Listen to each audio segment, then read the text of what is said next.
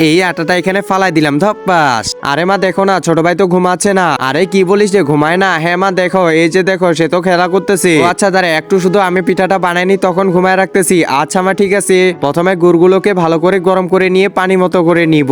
এরপর এই যে নারকেল গুঁড়োগুলো দিয়ে একখানে মিক্স করে নিব। এরপর চিনি দিয়ে দিব। এই তো এটা তৈরি হয়ে গেছে। আরে ভাই ঘুমা, আরে একটু দাঁড়া রাজু। এরপর এই যে আটাগুলো ভালোভাবে গোল করে নিব। তো বন্ধুরা তোমরা আগে বলে দাও যে আমরা কি পিঠা বানাবো। এরপর আটাগুলোর মধ্যে ফাঁকা করে এই যে গুড়গুলো দিয়ে দিব। এরপর এটা ভালো করে বন্ধ করে দিব যেন কোথাও জায়গা না পায়। এরপর এই যে বড় পাতাটা আছে এটাতে ভালো করে দিয়ে দিব। এরপর এই যে এখানে সিদ্ধ করার জন্য রেখে দিব।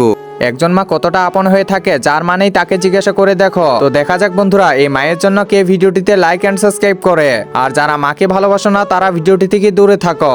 এখন দে রাজু, তোর ভাইকে ঘুমিয়ে রাখি। ঘুমিয়ে যাও ঘুমিয়ে যাও। আরে মা ঘুমিয়ে গেছে নাকি? হ্যাঁ দেখ কত তাড়াতাড়ি ঘুমিয়ে গেল। আরে আমাদের পিঠাও হয়ে গেছে। আরে বা এটা তো দেখতে সেই করতেছে, খেতেও মনে হয় সেই স্বাদ করবে। এই যে রাজু খেয়ে দেখ। আরে মা সেই হয়েছে। হ্যাঁ রাজু ঠিকই বলছিস, অনেক টেস্ট করতেছে।